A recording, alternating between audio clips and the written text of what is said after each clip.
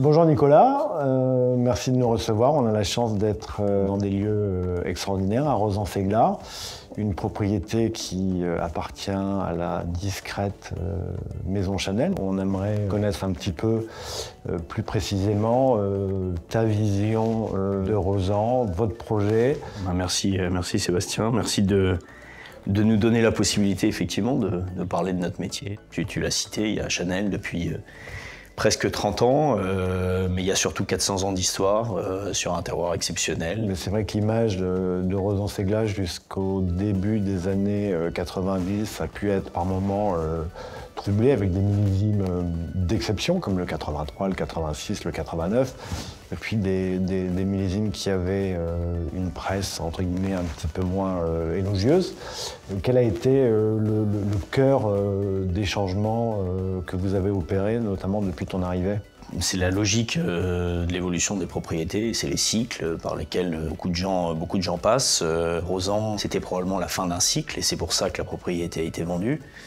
Donc Chanel rachète en 94 une propriété sur un terroir mythique, sur le haut de la terrasse 4, sur la partie centrale de Margaux, entre Margaux, Palmer, Branne de l'autre côté, mais un vignoble d'une belle endormie, un vignoble sur lequel il y avait beaucoup de travail à faire pour le restructurer, pour révéler à nouveau tout ça. Et le problème, c'est que ça se fait pas en claquant des doigts. Il faut la notion de temps long. Voilà, il faut du temps, il faut un peu d'investissement et surtout beaucoup d'énergie, beaucoup de passion. Voilà, et c'est un peu la même chose à Canon, puisqu'on est aussi propriétaire d'un cru sur la rive droite. Et voilà, c'est ce qu'on fait petit à petit, ce que s'est attelé à faire mon prédécesseur pendant 20 ans. Et ce qu'on a accéléré depuis un certain nombre d'années. Tu parlais de Canon, on peut aussi parler de Berliquet et de votre toute dernière acquisition sur l'île de Porquerolles, le domaine de l'île. Est-ce qu'il y a un ADN commun sur ces 4 propriétés? D'abord, il n'y a pas de volonté expansionniste d'acquisition avec la création d'un portefeuille en disant on veut une propriété là, on veut ça. Il y a eu, depuis le début de l'histoire, Chanel ici à Bordeaux, il y a eu Rozan et Canon à peu près simultanément au milieu des années 90, avec une très belle propriété sur la rive droite, une très belle propriété sur la rive gauche. Petit à petit, ils se sont rapprochés parce que c'est un tandem, un duo qui fonctionne très bien, qui se raconte 2 histoires de Bordeaux très différentes. On a d'un côté Rozan qui est la mosaïque, le patchwork extraordinaire margalais, puisqu'on a 21 types de sols, 4 cépages, 150 parcelles. Et donc c'est cette symphonie ou ce côté très orchestre de la combinaison des choses par l'assemblage qui crée une complexité, une versatilité. Et puis de l'autre côté, on a Canon, excessivement monolithique, l'expression soliste pure et dure du plateau calcaire de Saint-Émilion.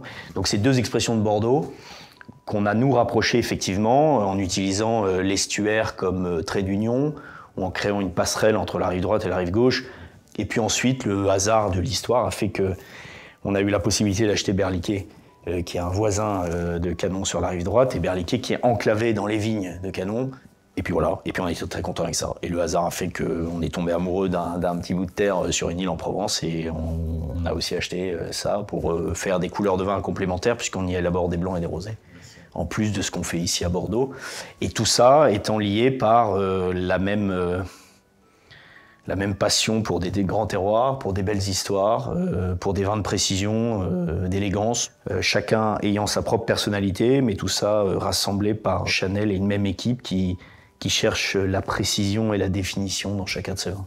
Moi, ce que je vois en tant que marchand, c'est que tout ce que vous touchez, vous le transformez en or. Moi, je suis stupéfait par la désirabilité au quotidien autour de vos crus. Donc je pense que vous avez été précurseur dans un style. Alors même si, moi je pense que vous faites des vins qui reflètent extrêmement bien leur terroir, mais il y a eu une approche il y a une dizaine d'années qui était un petit peu différenciée de ce qu'on a pu connaître à Bordeaux, avec une recherche de fraîcheur, des vendanges plus précoces, pour avoir un fruit peut-être plus éclatant. Et ce style, cet ADN aujourd'hui a conquis, je pense, le consommateur. Je vais dire une chose absurde, mais on fait du vin. Et c'est ce qui nous motive au quotidien. C'est pas forcément le positionnement de la marque ou l'image qu'on peut renvoyer ou la désirabilité que ça génère, c'est ce qu'on met dans la bouteille. Moi, je suis arrivé ici il y a presque 9 ans maintenant. Je suis pas bordelais, j'avais pas d'héritage bordelais du tout. Donc, après avoir bossé 5 ans en Champagne et 10 ans en Amérique du Sud, avec une certaine peut-être liberté aussi dans la façon d'exprimer ou de faire les vins, avec aucun poids historique ou transmission traditionnelle ou familiale qui est loin d'être un reproche au système. Mais bon, j'avais la chance en plus d'avoir travaillé moi pendant 10 ans dans des climats plutôt chauds et ensoleillés en Argentine, où j'avais aussi appris un certain nombre de choses d'un point de vue viticole pour préserver cette fraîcheur, etc. Donc on n'a pas vraiment révolutionné les choses, on a fait évoluer 2-3 choses.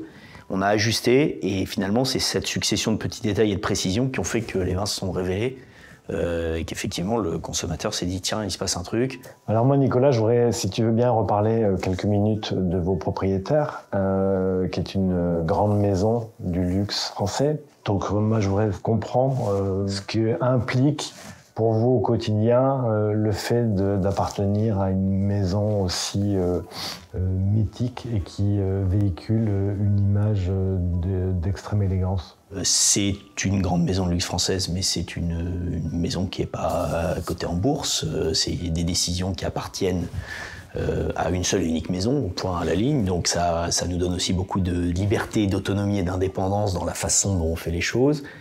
Il y a peu de comptes à rendre à qui que ce soit. Ensuite, il y a le goût du vin qui nous anime collectivement. Et puis évidemment, cette notion de préservation de savoir-faire, de patrimoine. Chanel, depuis des décennies, sécurise du patrimoine et du savoir-faire français. On travaille pour une maison qui nous donne les moyens, qui nous appuie, sans nous orienter, et ce qui fait qu'on peut continuer à faire des très grandes bouteilles de Rosan ou de Canon ici à Bordeaux. Ce sont les patrons parfaits. Bah, on a beaucoup de chance, oui. Mais moi, je voudrais te remercier au nom de toute l'équipe de Twins. Voilà, on est extrêmement heureux d'être un de vos partenaires majeurs. Nous, on est un peu comme vous. On aime aussi vendre des vins qu'on aime. Bah, c'est moi qui te remercie. Nous, notre métier, c'est de faire du vin. Mais une fois qu'on l'a mis dans la bouteille, il faut qu'il y ait des gens qui portent le message, qui d'abord s'occupent de toute cette partie logistique, d'expédition et de rayonnement aux 4 coins du monde, et puis qui soient capables de parler des propriétés. Donc on en est très contents. Merci Nicolas. C'est moi qui te remercie.